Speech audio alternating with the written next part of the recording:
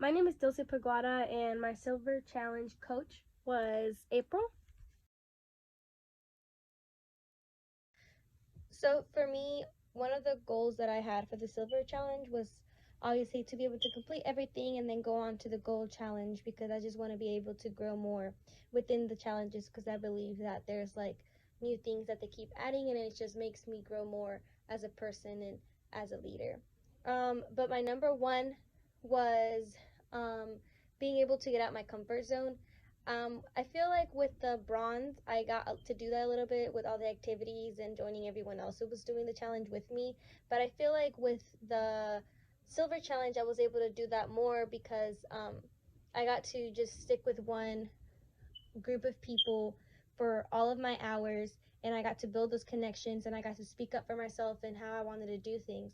And also, when I spoke to April about that being my goal, she helped me find other ways in which I could just increase my comfort zone and just step out of it and do things. And we decided that some of the things we could do were have the Minerva middays, where they have the activities at the Minerva statue at UNCG, and they had different activities.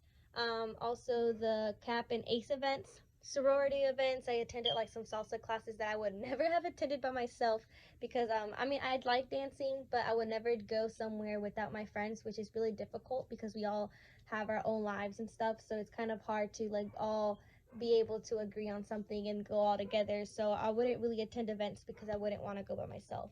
Then I would also attend different events that were held by different clubs, and also obviously I went to like the soccer games because I do love soccer, but I never went to any other games by myself and support the teams at my school. So I also got to do that. And I was able to go out and attend sporting events and be part of some events that were held at the Minerva statue, and then also attend just writing events that were held at the MHRA building to help me be better in my writing or in speaking. And another one that I attended that I think really shows and proves that I took a really big step into getting out of my comfort zone, and it proves my growth, was being a participant in the NACC 2020 conference that was supposed to be held in Clemson, and because of the whole pandemic, it was only online.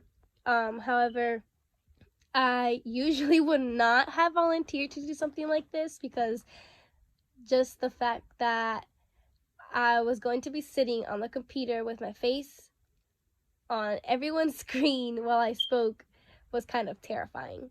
But I was able to get through it. I actually did a really good job. I was told by my manager from the speaking center that I did a really good job for it being my first time. So I think that being able to like step foot in those other events and get a little bit out of my comfort zone really helped motivate me to take this really big extra step and be able to participate in this conference and speak about my situation in studying abroad, and how I was able to overcome all these challenges, and what I wish I could have known, and any advice that I had for students that were planning on going to studying abroad, and also speaking to them about working at the speaking center and how that has helped me. So that was definitely a big step for me.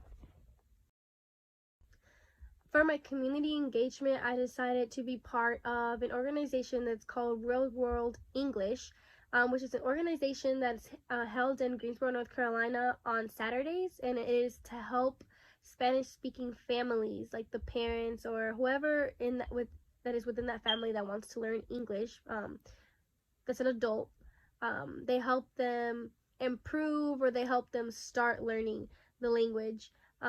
I got to do two different things within that organization. I either had the choice of helping them take care of the kids, because obviously it's, as a parent, it's really hard to be for you to just be able to sit in the classroom with kids who are super hyperactive and just want to play around and laugh and easily distracted.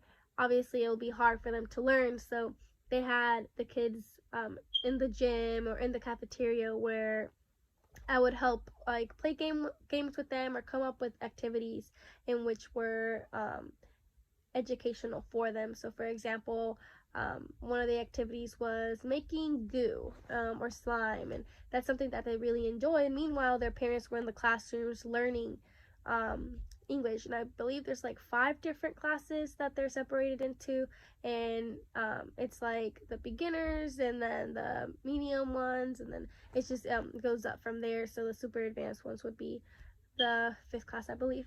But it was a really great experience. I think it has a lot to do with what I'm passionate about, which I'm really passionate about my culture, and I'm really proud to say that I'm Hispanic, and that I just love the fact that I'm able to help my community, help my people improve their life with something so simple as to like taking care of their kids or just being patient with them and helping them learn a language that is really necessary in this country. So I think that this has a lot to do with also stepping out my comfort zone and meeting new people and just teaching them about something that we all should have the opportunity to learn.